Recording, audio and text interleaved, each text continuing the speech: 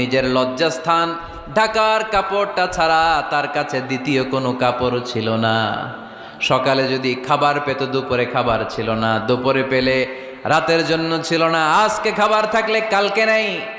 মদিনার সবচাইতে গরিব সাহাবী বেলাল রাদিয়াল্লাহু তাআলা আনহু, লজ্জাস্থান ঢাকার জন্য শুধু একটা জামা ছিল, গায়ে দেওয়ার মতো কোনো জামা নাই।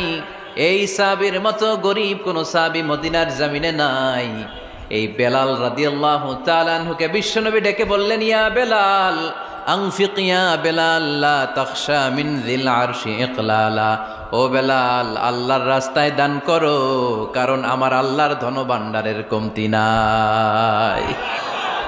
সাইয়েদনা বেলাল রাদিয়াল্লাহু তাআলা আনহু সবচেয়ে গরিব। শুনতেছেন? বুঝতেছেন? সবচেয়ে গরিব। ডাউন পার্টটা ঢাকার মতো একটা গার্মেন্ট ছিল, একটা কাপড়, এটা পেঁচায় আসতো, নামাজ পড়তো।